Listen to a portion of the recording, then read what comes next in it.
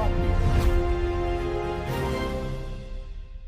आगामी सिंहस्थ कुंभमेळ्याच्या पार्श्वभूमीवर नाशिक त्र्यंबकेश्वर परिसराला हरित रूप देण्याच्या दिशेने मोठे पाऊल उचलण्यात आले.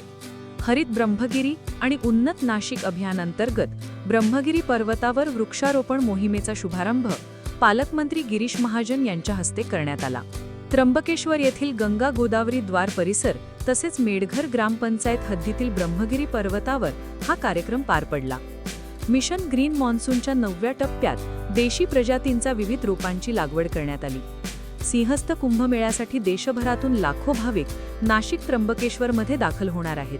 या पार्श्वभूमीवर परिसर अधिक हिरवागार, पर्यावरणपूरक आणि आकर्षक करण्यासाठी वृक्षारोपण मोहिमेला विशेष महत्त्व प्राप्त झालंय.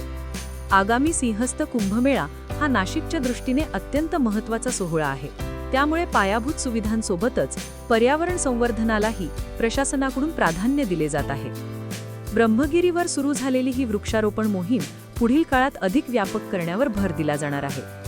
ब्रह्मगिरी पर्वताचे नैसर्गिक सौंदर्य जपण्यासोबतच हरित आच्छादन वाढवणे, पर्यावरणाचे संवर्धन करणे आणि आगामी कुंभमेळ्याच्या पार्श्वभूमीवर पर्यावरणपूरक वातावरण तयार करणे हा या अभियानाचा प्रमुख उद्देश आहे. कार्यक्रमाच्या वेळी मान्यवरांच्या हस्ते विधिवत जलपूजन करण्यात आले.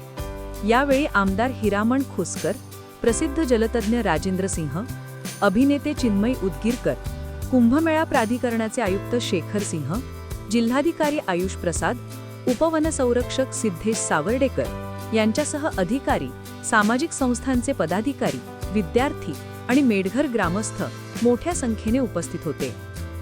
महाराष्ट्र बुलेटिनसाठी भूषण जैन, नाशिक. महाराष्ट्र बुलेटिन, आपला महाराष्ट्र, आपली बातमी.